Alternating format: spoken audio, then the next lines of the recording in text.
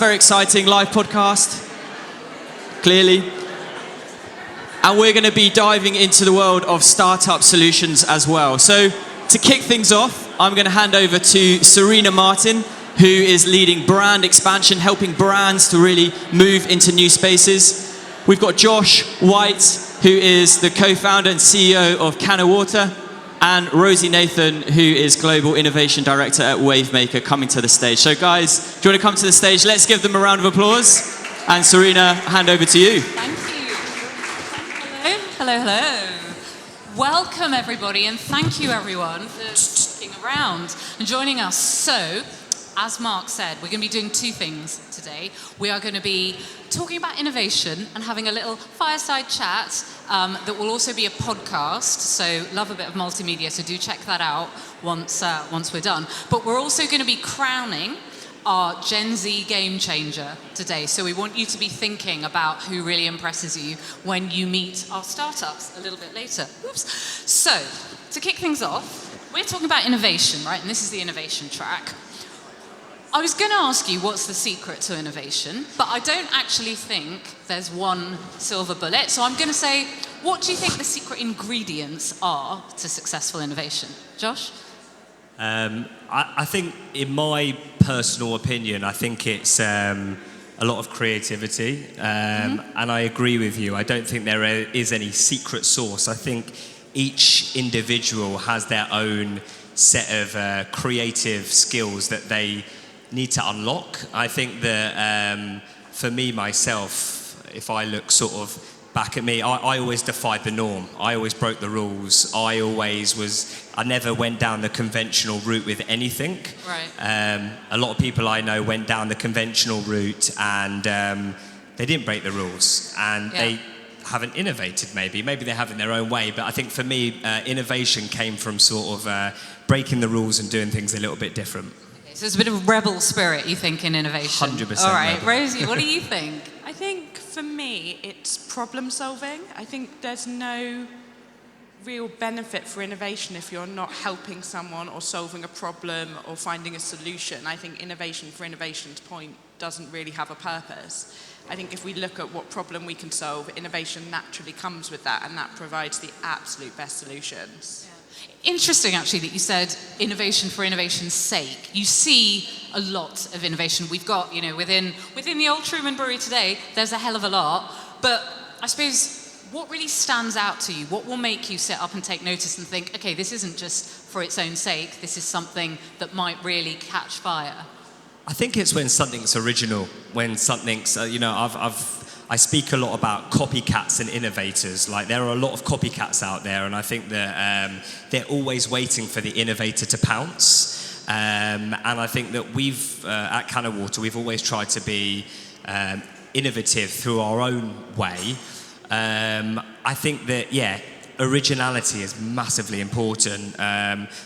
Everyone finds innovation through different sort of different ways. I think, especially for me, like I feel like I'm a very creative individual, but I like to bounce things off with my team. I'm not a big fan of working.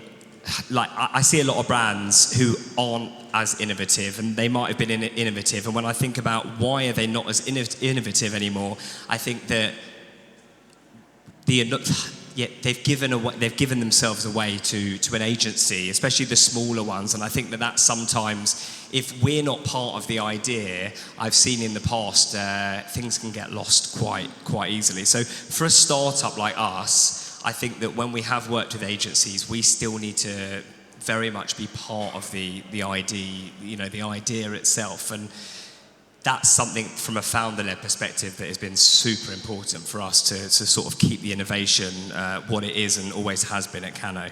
Cool, so you think it's like authenticity and identity? 100%. Yeah. Rosie, what about you? What stands out for you in your role? I think I'm always trying to look at what's coming next and think about how we can harness that for the power of sort of our clients. But things that have really stood out to me recently is I saw that a man was given a brain transplant coupled with or brain implant, even not a brain transplant, but a brain implant coupled with an AI service that actually enabled him to speak bilingually when previously he'd been paralyzed. Wow. And so in real time, it could decode his brain waves and actually tell what he was trying to say. And so he was able to communicate where he hadn't been previously after having an accident. And I think innovations like that are going to completely change so many people's worlds. And that kind of thing really does stop me in my tracks. But in terms of from an entertainment and a media point of view, I think people like the simulation who have just created Showrunner, which enables you to create your own television shows, essentially, and sort of be that showrunner on that show and affect how it is moving forward and have that interactivity with it. I think things like that are going to change the way that we consume entertainment, and that is fascinating to think about how we can use that going forward and how we all consume entertainment is going to change.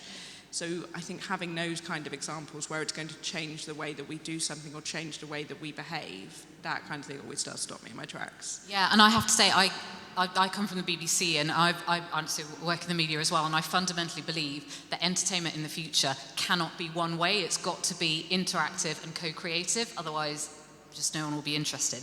But so look, we all go to these kinds of events, right? And there's loads of people going, hey, we did this and it was great, and look what legends we are, and we've done this and we won this, and you know, everything was brilliant. So I'm kind of going to flip that on its head a little bit and go, when have you seen things that haven't worked, or maybe haven't worked so well, or maybe have failed? And you know, what have you learned from that, and how's that actually helped you?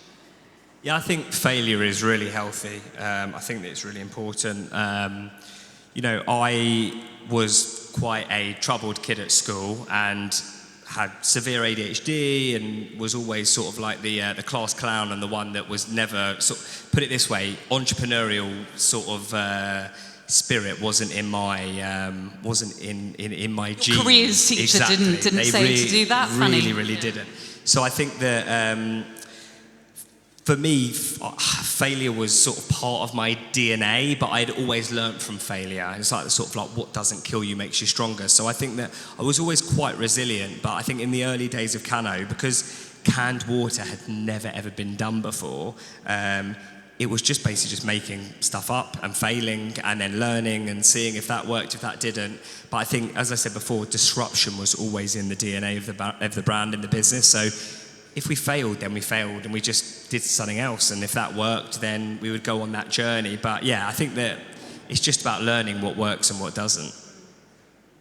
Rosie, what are your thoughts, or what can you share with us? I think from the flip side, I've worked media owner side, I've worked media agency side, and I think you get a lot of briefs sometimes where clients say, we want something innovative.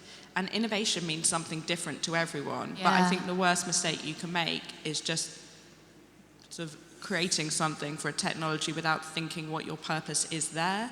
What is the point of you being in the metaverse if you don't have an audience there, if you don't have a reach there, if it's not providing any kind of reward for your audience or benefit to them? So I think the worst mistakes I've seen are people just doing something because they feel like it's on trend. I think it has to have a purpose behind it, and it has to be speaking to someone.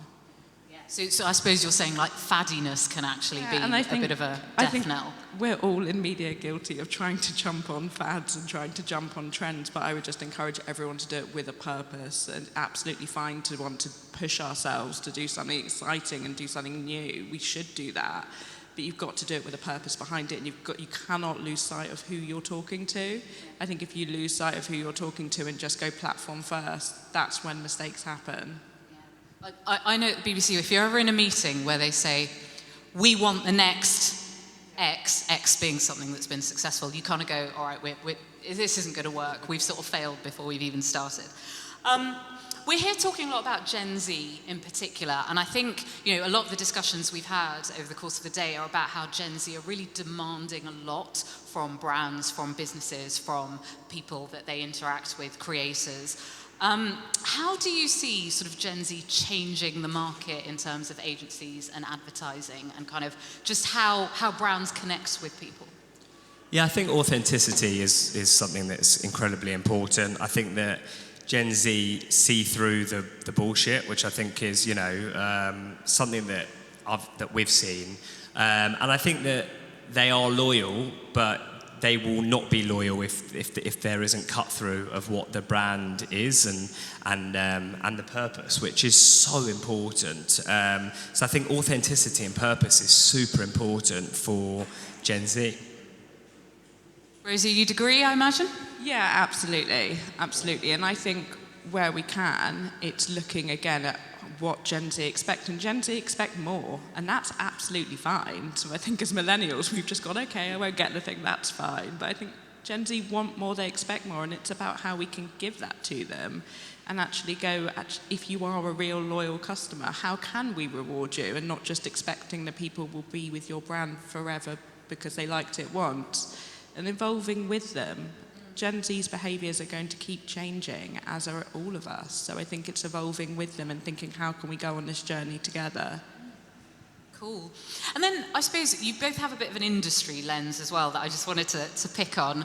And what you'll see later today, and what you'll see from a lot of the innovators and the startups around here, is they're almost finding ways for brands to connect directly with their fans, with their audiences, with their customer base. And I suppose, how do you see the agency world, of which we've got a lot of people here, sort of evolving to maybe deal with that kind of disruption?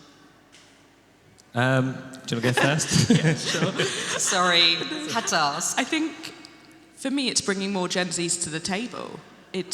We should absolutely be speaking to, and I'm not just talking about hiring Gen Zs, we should be speaking to as many Gen Z entrepreneurs as possible and looking at what they're doing and seeing where we can partner and work with them. I think sometimes in media, it's very easy for us to all work in our siloed bubbles and rely on data and rely on the technology to tell us who we think we're speaking to without actually speaking to anyone.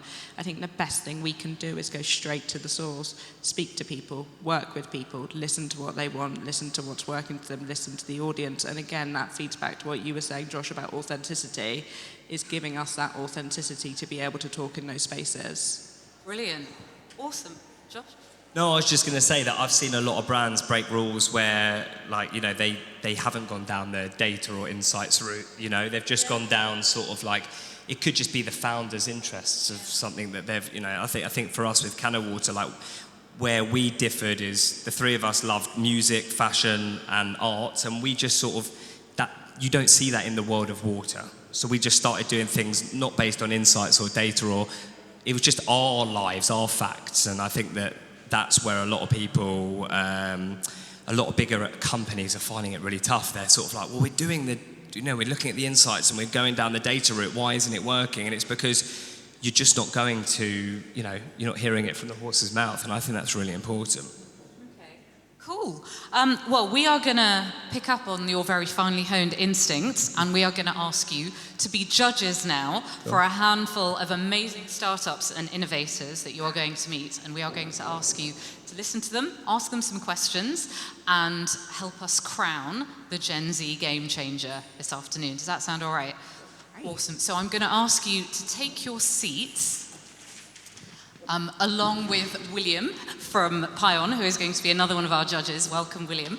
And so we're going to move on to the sort of let's call it the Dragon's Den section of this piece, where we will ask a range of startups to come up, pitch for 3 minutes, then William, Josh, and Rosie will ask questions or give insights or give reflections, whatever you feel comfortable doing. There'll be a bit of a kind of whistle-stop tour of 6 of them, and then at the very end we will do some crowning, and there is a very fetching trophy that is up for grabs, and I cannot tell you how competitive and excited our startups and innovators are about getting hold of that. So, without further ado, I'm going to welcome on stage our first startup, which is Gifter. And they are really interesting because they have found a really cool business model that connects brands with storytellers. So Gifter, if you're here, come up on stage. There you are. Huge round of applause. Thank you. Hi, everybody. I'm Tom. I'm one of the co-founders of Gifter. We started Gifter when we noticed the massive gap in the market that basically all the brands were focused on macro and mid-tier level opportunities on a paid basis that also followed a really strict contract. And we basically wanted to look into this to find a new way in which we could connect with audiences on a much deeper level. We actually found that from the testing that we did very initially, that actually only a very small proportion of people, I don't think you can see the percentage up there, is actually 10 to 20%, can you hear me better? 10 to 20% were actually post after they were gifted, and we needed to find a new way to drive scale and also efficiency for brands as well. At Gifter, we've managed to find a way in which we can drive just over 90% post rate across all our influencer seeding, across all the industries that we work in. We focus on 3 core metrics, authenticity being the key one here. We have a really simple model at Gifter, which you can use in-house as well. If the influencer loves it, they're free to share about it. If they don't like it, they just have to tell us why they don't like it. So there's a value exchange in everything we do.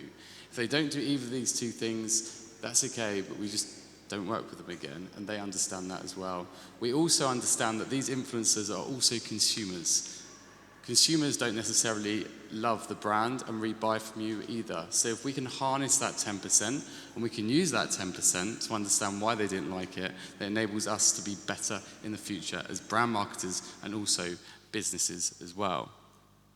We put a lot of focus on personalization, and one key thing I would say to you all is if you are working with an influencer, please make sure that the personalization is your core focus in everything you do. You have one opportunity to win that influencer over on a seeded basis. So going that extra mile and making sure that you add a handwritten note in, add a brief card in there to give them a little bit more information about the brand. Just give them that extra love to make sure that they feel connected to you when they open their box. We spend a lot of time with fulfillment and distribution. We have our own internal processes, our own warehouses. We can distribute 50 boxes or 5,000 boxes. We can send shoes, we can send clothes, we can send falafels, ice creams, you name it. We can distribute it across the UK in a matter of weeks. The other is also very much around selection. Make sure that you choose influencers that want your product in the first place. And now we're seeing quite a lot on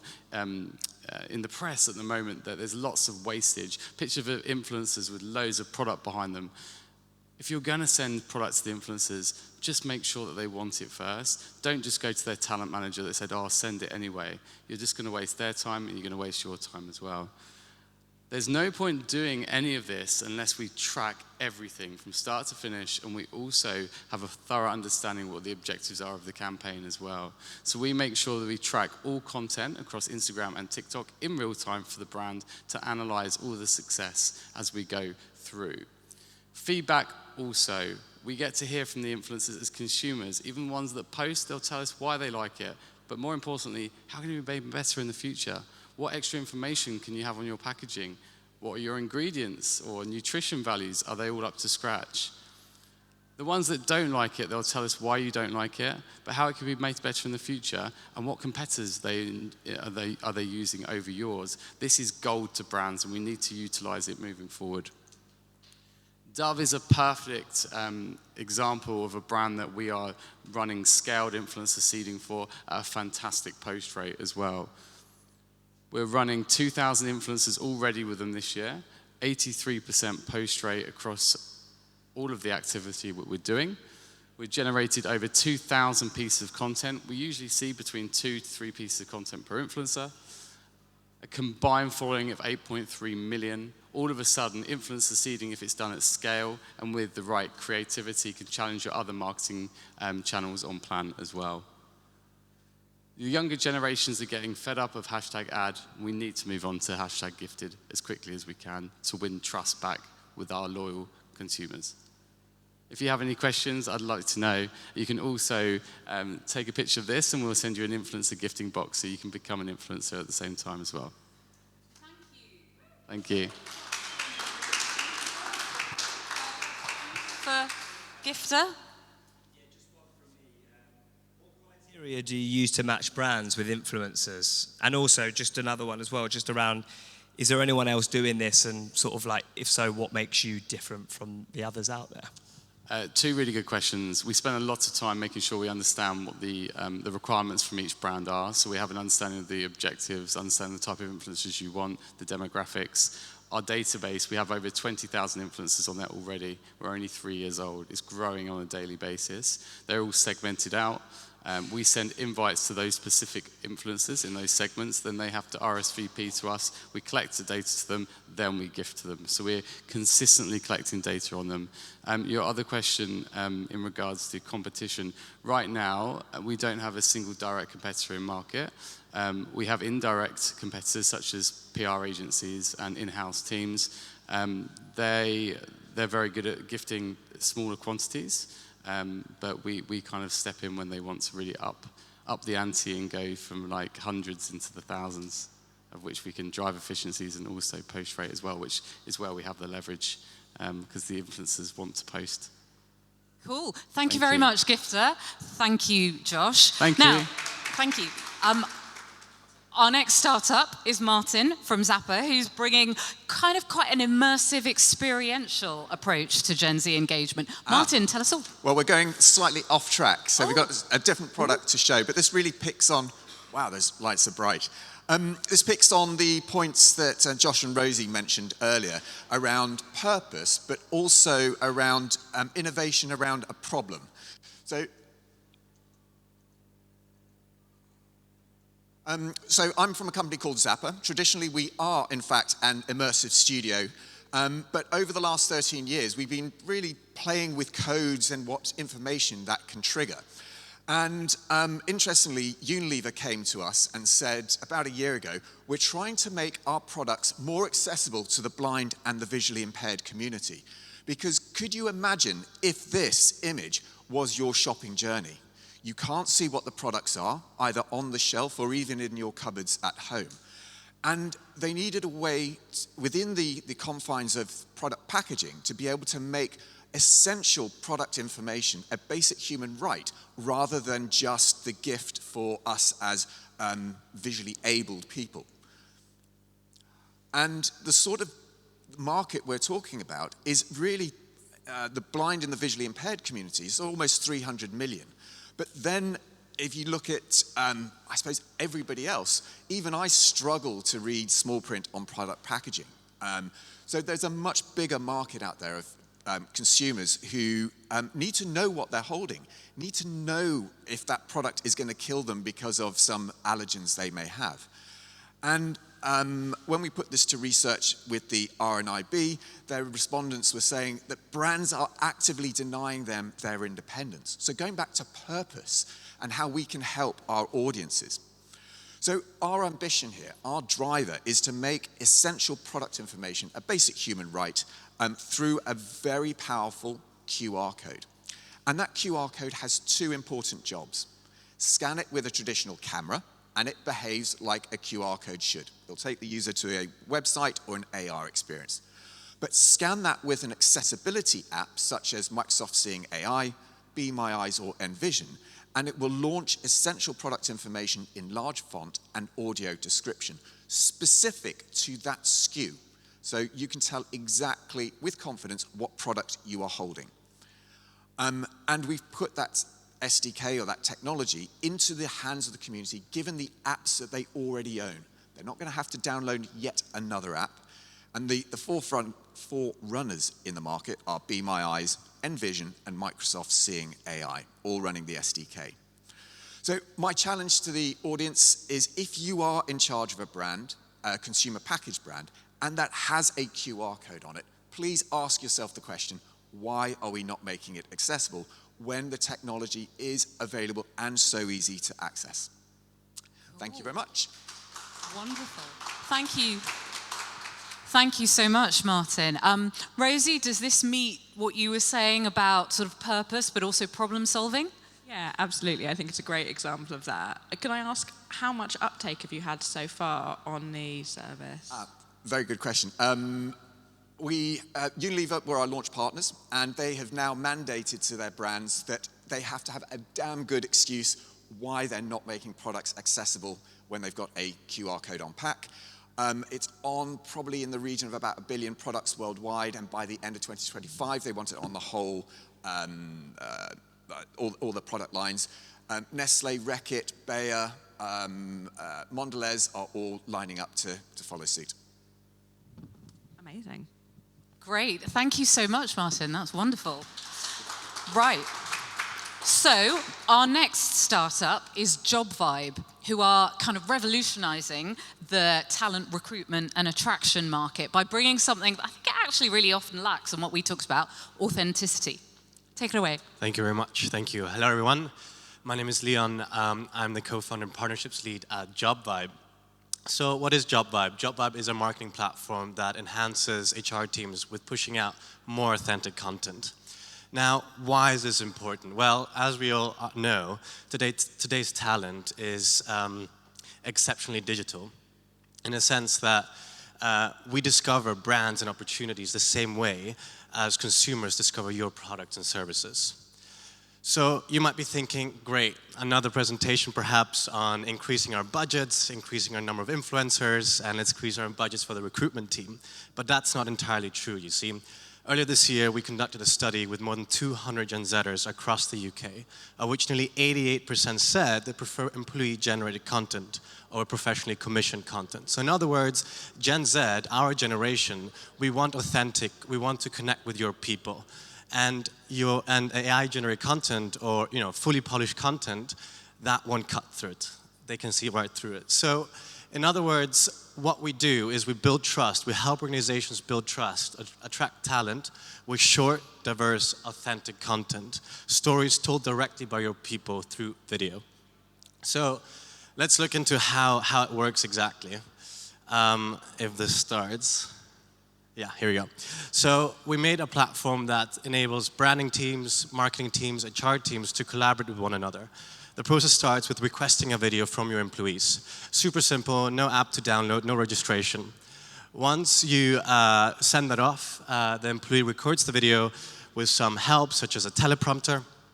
They agree to the terms and conditions, so it's all GDPR compliant, and then send it back through to your dashboard, essentially your video library where you host all your videos. They then can create campaigns with your different people, different talent, and push that out on social media, whether that's through TikTok, Instagram, or a QR code, or even just internally through a link. You can share your people's stories. So, what are the benefits in all of this? Well, first of all, we help organizations save costs. Traditionally, you maybe go to an employer branding agency, you spend a lot of money into that, or you put a lot of money through ad spend. But secondly, you're building trust with potential talent. According to the Element Trust Parameter, people are 3 times more likely to trust your employees than a CEO. And you're extending that trust through a multi-channel approach. So essentially increasing your talent reach, compared to a traditional job board.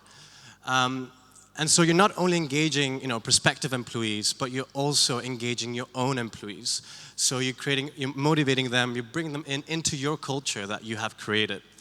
And that's really great because when talent sees your employees on video through an authentic way, they can immediately see whether, they want to work for you, they want to work for your organization. So within the top of funnel, you're already filtering them out. And ultimately, you're increasing the quality of candidates. So 76% of recruiters say using video has improved the quality of applications. So that's it. If you're interested in more authentic content, attract the right talent, reduce your cost, and I'm happy to chat later. Thank you. Thank you. So, over to our judges. William, I might ask you what your thoughts are or if you have any questions. Thank you. Really exciting platform. My question was, does the platform track the performance of the content that gets shared? And if so, what could you tell us about its kind of performance and reach? No, yeah, that's a great question. Yeah, so we do track the performance. We look into the conversions, so number of impressions, but also then the number who click actually on that link. We can also then track where are your applicants coming from, so where they're seeing that video. So we see all of that, it's in a dashboard. Yeah. And how does the employee-generated content perform? Do you have benchmarks that you look at? Sorry, so what's the performance like? What benchmarks do you have for the performance? Right, yeah, so this is a new product that we're putting out to market. We are working with brands with a previous version, like Virgin Hotels. So we're onboarding them right now into this to get them going with that new SaaS model, that we have. Thank you so much, Job Vibe. Thank you. Right. Next up, we've got another really cool name, Resonance, who are a state-of-the-art language services provider. Tell us more. Thank you very much, everyone. Good to see you. We are a modern linguist company, a language services company with a technological edge. We're driven by people but powered by technology. So effectively, we're all about producing purposeful linguistic content, doing your content localization across many markets. And we split that into 3 different pillars. A consultation pillar where we can actually assess your current market's efficacy of your language output. We have a human linguistics element where we provide via a network of over 1,100 linguists in the native markets a human and human process. But what we're here today to talk about is the advent of AI and everyone being interested in it. I don't quite think I'm going to beat Rose's brain implant around it, but we'll talk about it anyway. So as a company, we were looking at how we leverage AI. Can we use it effectively to produce good content? And what we found was, after going through the marketplace of all of the AI pieces out there, is that there are softwares that do things well and softwares that do things badly, but no software that does everything well. So what we did is we've cherry-picked the best pieces of the different AI platforms that are out there, and then we've created a symbiosis with the human linguists that we've got. So we have actually interwoven the 2 processes to create what we think is a unique linguist in the loop sort of output. We've created that in a software stack that we've all linked together. We've named that software stack Jerome, which is the patron saint of translators. And with that, it allows us to automate a load of the communication pieces for brands and agencies. It means that we can offer services such as machine translation, AI VO record, which is the text-to-speech thing that everyone's talking about now, voice cloning, lip syncing, and automated subtitling. But rather than me waffle on about it, I'll show you some examples of it, hopefully. So this is Terry, now known in his business as Multilingual Terry. He only speaks English, but what we did with his permission is we've cloned his voice. We've then translated him into 3 or 4 different languages and overlaid the VO, but also lip-synced it. I'm hoping this now plays. Once we have customer approval, it's now time to deliver the variants from tras la aprobación del cliente, entregamos la variación del système. Nach Zustimmung des Kunden Abweichung liefern. Une fois approuvé par le client, nous livrons la variance du système. So what you get with this sort of service, rather than a traditional VO service in video, you'd have to do a casting. It would take you a week or so to put that together, book a studio. We can turn something like that around in 48 hours, and we ask for 48 hours because we use the native linguists in market. So because of time differences, we lose time between brief and output. But essentially, we're using the AI to do the heavy lifting and take away some of those manual tasks that we would do normally. You can see here it's up to 75% faster.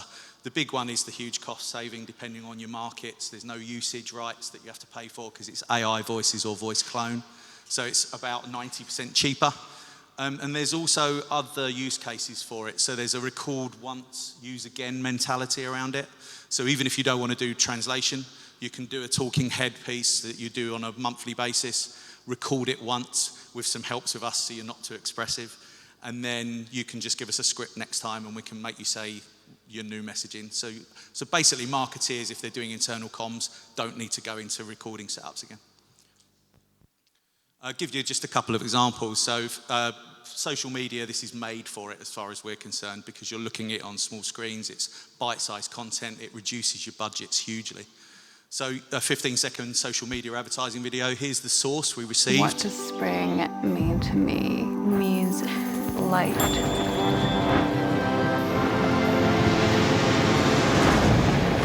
Change is the most important thing. Now, the client didn't particularly like that we pointed out their English subtitles were wrong when we got it, but never mind. And then we've applied a German AI voiceover to that with subtitling. Nope. You can take my word for that then. We can play that. Yeah, no problem. And then the last one, this is a more complicated case. Oh, it's not saying, it's not showing. I have HIV, but I can't pass it on. It's a fact. People with HIV on effective treatment cannot transmit the virus. Pass it on. So what's interesting about this is the number of voiceovers you got. You've got 3 artists, you've got multiple voiceovers going over it. So then obviously if you're doing that in a studio and lining up the artists, it's very expensive, but we can apply those treatments on a layered basis. I have HIV. I just want that one to go. Tengo VIH, pero no puedo pasarlo. Es un hecho. Las personas con un tratamiento efectivo para el VIH no pueden transmitirlo. And what's really interesting about that is we only used 2 AI voices and then we tweaked the tone to do the narration so that we didn't have to apply a third layer to it. So effectively, for content localization at scale, quickly, we mix and match, we offer the human services, but this AI route is becoming a more and more viable solution. Cool. I remember when I at BBC, we were trying to do content localization. There's one guy in Germany who's basically one actor who does all of Hugh Grant and most other famous film actors. And if you can't get him, you're screwed. Anyway, judges, any thoughts or questions for Wayne? As your Hugh Grant question was along the lines of what I had in mind, do you think this technology is ready for the prime time? For example, could you see this being used for a feature-length movie? Could we go to the cinema and watch a movie that's gone through your tech and been translated? Yes, there is actually cases now where that's already happened. So there's an unknown or quite unknown Netflix movie that has actually, I think, been published in Spanish. What no one knows is actually it was Australian to start with, and they didn't show the Australian version. They've run the whole thing through with lip sync and doing that on a movie level basis.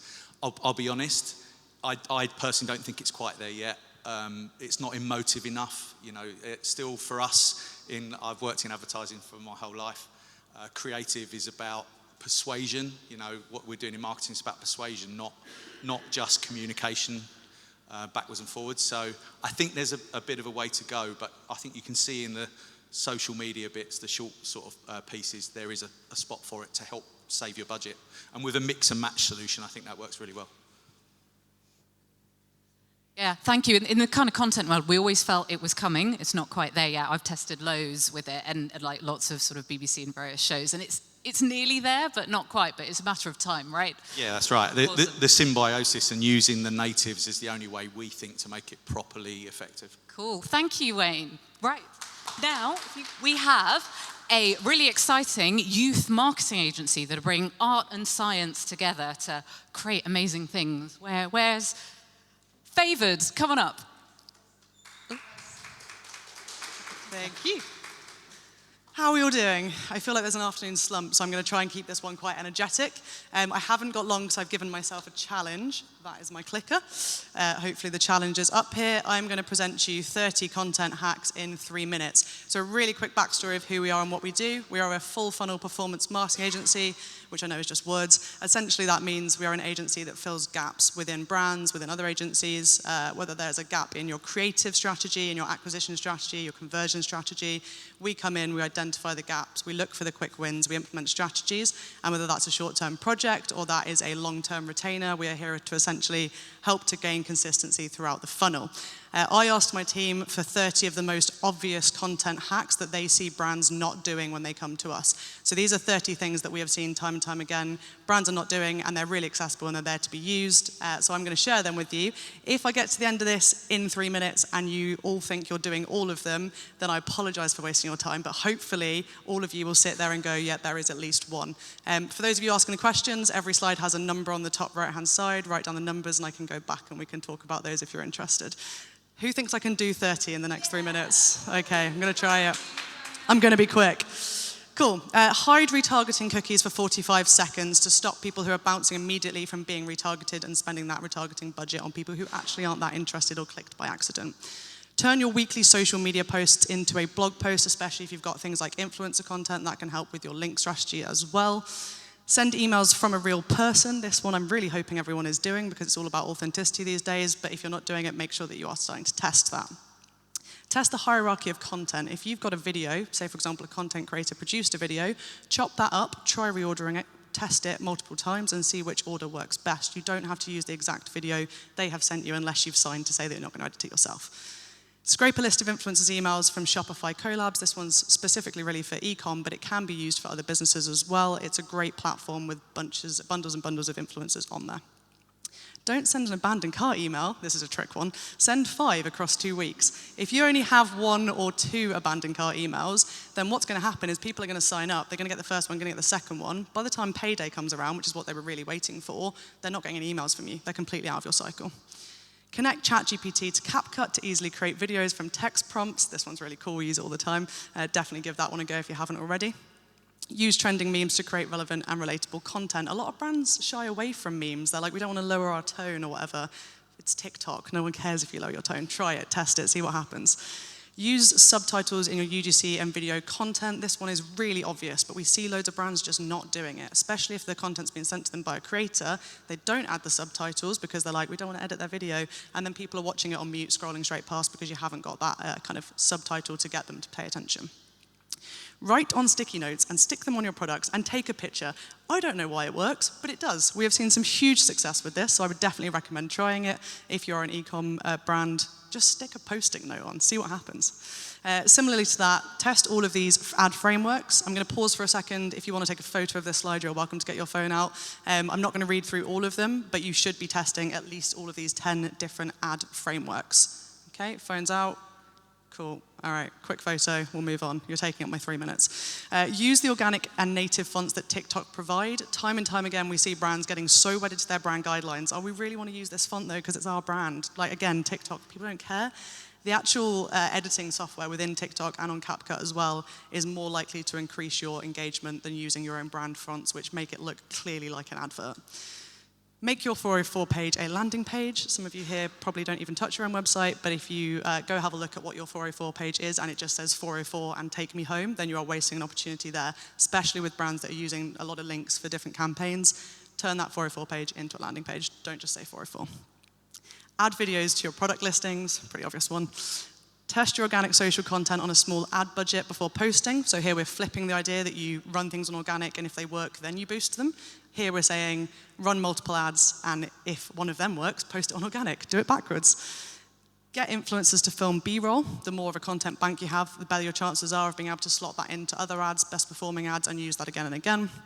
Make your CTA say exactly what you think it should be doing. So if you want them to buy something, say buy this now. Create UGC scripts by feeding ChatGPT reviews. This one's brilliant. Literally copy and paste your testimonials, put them into ChatGPT, and get them to write scripts for influencers and content creators to use. Enhance your iPhone camera by switching on HDR. Hands up if your iPhone camera has HDR turned on. Hands up who didn't know that was a thing. Yeah, fair enough. Have a look. It's in the settings.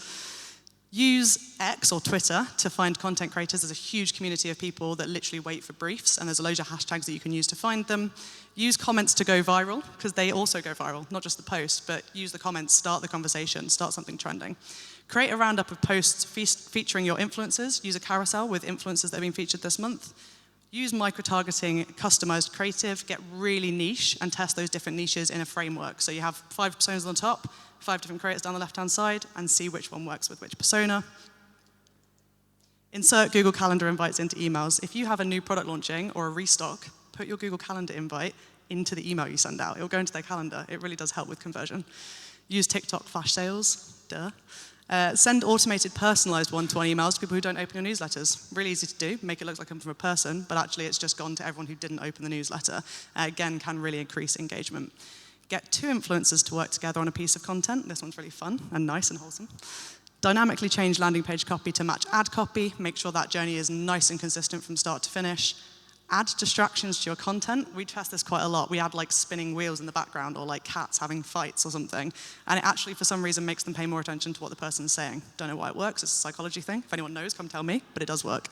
And finally, upload your top performing ads or organic social copy to ChatGPT to write more things with the same tone of voice. So take your best 3 posts every month, put it into ChatGPT, and ask ChatGPT to tell you why that worked. That was it. Was that 3 minutes? Whoa, I feel like I went over. Like, round of applause for Danny for talking so quickly. Well done. Judges, to let Danny catch a breath, Rosie, thoughts, questions? I mean, round of applause. Amazing you went through that so quickly, so well done, and loads of really great stuff in there. I think my question to you would be, where have you seen sort of change or positive benefit to using this for a client who maybe wasn't doing any of this before? I'm actually really struggling to hear you, so I'm going to come a bit closer and listen to you in person rather than through the mic. Oh, great.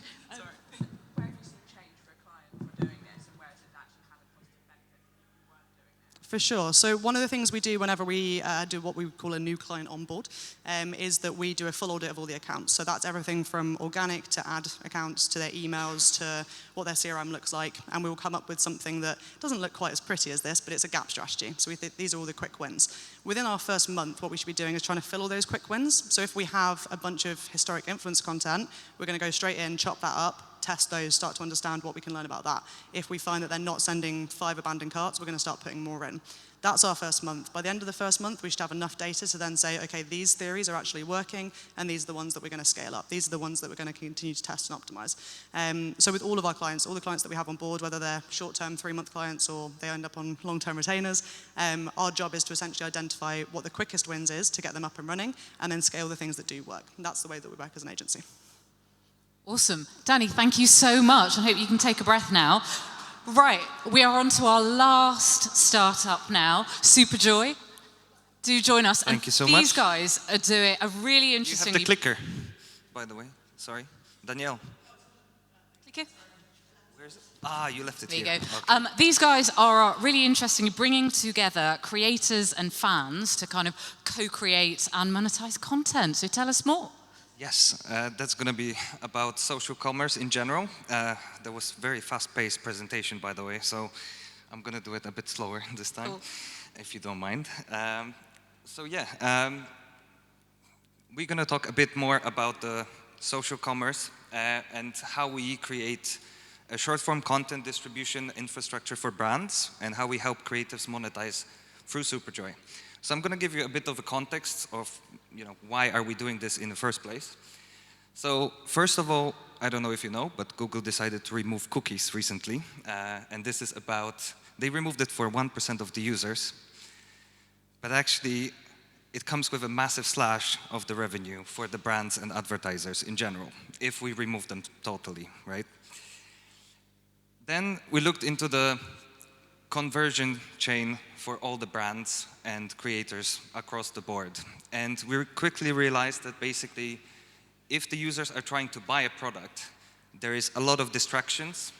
A lot of stuff is very fragmented in terms of, everyone is on a different platform. Every single link leads to a different page. Even if you go for the demand generation and then you go through the link tree, there is 10 different steps that you have to go through. And actually, at the end of the day, there's 0.2 to 5% finalized transactions at the end. Then we looked into the current landscape of brands who are actually doing it really well. So we saw a trend, and actually it's not a trend that they are following. They are literally creating the trend themselves. And Amazon is a very good example here, creating the Amazon UGC, which helps brands get into the minds of people through the creative content and authenticity for the genuine videos. So they are kind of scraping the model of doing the regular reviews and pushing the content through the creatives by realizing that the brands, by realizing that basically the customer opinions matter the most to the end users and to their followers. It's very similar with the TikTok shop, but we see low quality products for most of the time. Everything is, 90% off most of the time. And Shopify collabs, which is not that well known just yet. But we can see a very, very strong trend towards the UGC. So what we did at Superjoy, we created, is it working? Yes. So in general, if you would like to work with a creative, you would probably go to an influencer and say, hey, I'm a brand, I would like to create some content, can you do this for me? And what they would say is usually, depending on how big of a brand you are, let's say that you are BT, right, who are here today. What they told me is that most of the creators would quote them, 5 to 10K for one video. And this is something that we wanted to change. So I basically reverse engineered the entire system and flipped it around. So instead of having one creator creating content for you, the brand will come in and they would just create one challenge, or the influencer marketing campaign, as we call it usually. They would just define the budget, the time frame, and a couple of requirements that they need. But then, multiple different creators would join the challenge at the same short time frame, creating more and more engagement for the brand, decreasing the CPM at the end of the day, and boosting the number of organic views which are coming from those videos.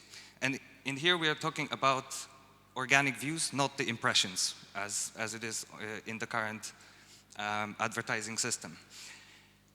So taking it to the next level, I was looking into the methods of, obviously, the challenges are really good for brand exposure, product and brand awareness in general, but we were looking for ways of how to boost the ROI for the brands. So we decided that, to create better stickiness between the brands and their customers, and also the creatives, they can actually create closed groups or broadcasts to their fan base, to their potential customers, and to the creators, and allow them to test products before they launch into the market to create better stickiness and create like internal feedback loop. Then they could do it through the profiles for their own as a brand, or for every single creator that they have.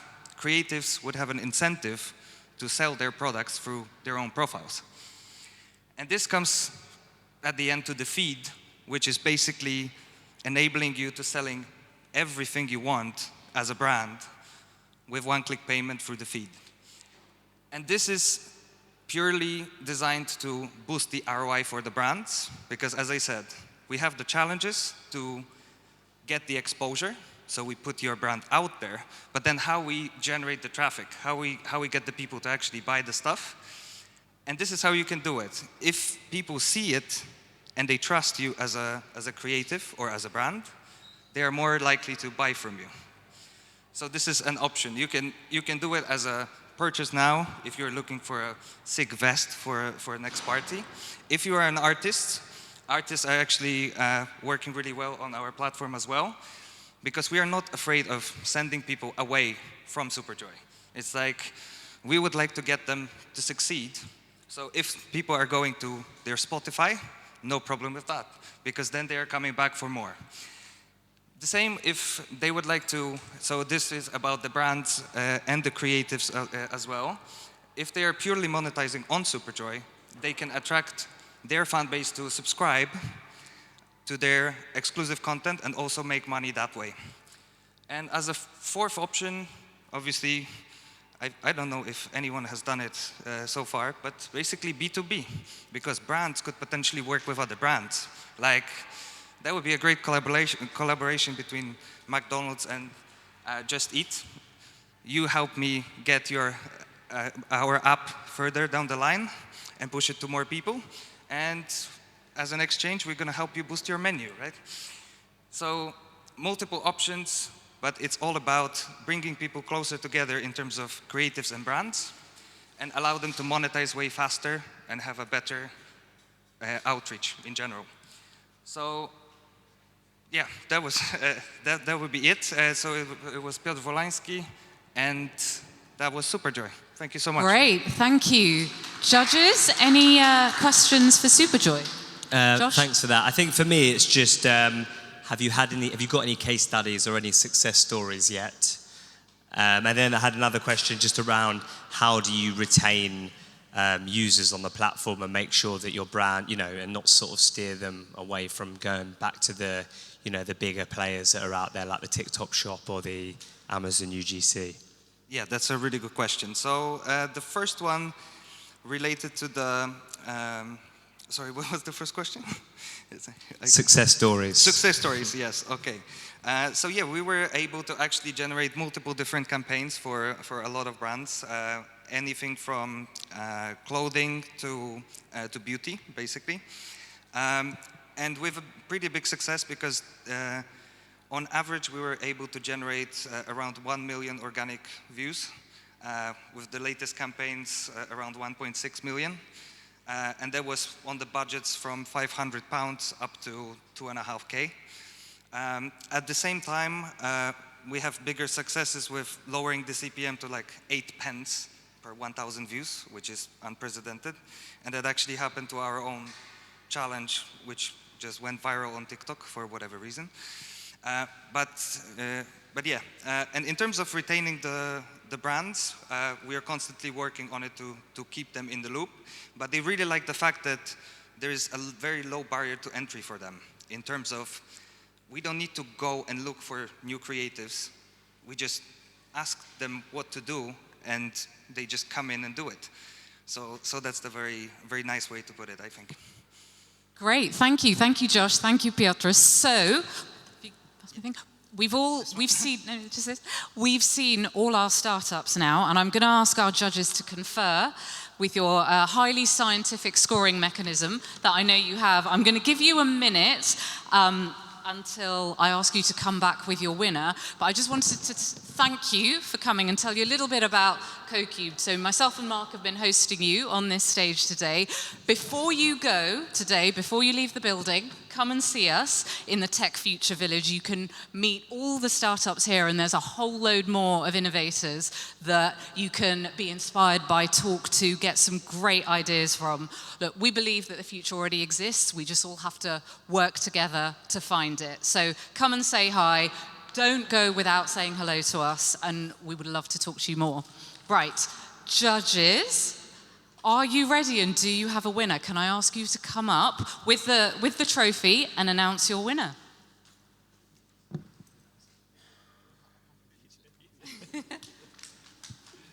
Is everyone being terribly British? No, you, no, you.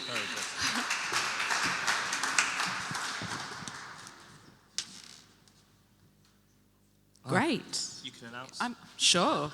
Cool. You got the cup. I've got the cup. I'm holding it. I'm going to run away with it. No, we were really impressed by everyone's presentations, and I think everyone has really, really amazing businesses and ideas here about what they're going to do in their own specific field. I think for us, the standout was Zap Vision. I just thought it had amazing purpose. Martin, come on up. Congratulations. Take your trophy. Congratulations. So have a photo, guys. Get together and have a nice photo to celebrate your win. Huge congratulations, and thank you all so much again. See you tomorrow. Bye. Okay, well, thank you to our startups. Thank you to our amazing judges. And thank you as well for sticking with us right through to the end of the innovation track. So we're going to be back tomorrow. Do, as Serena said, come over to the Future Tech Village. Come for a speed date. I think we've got loads of Love Heart Sweets, which have got your name on it. So come over and thank you again.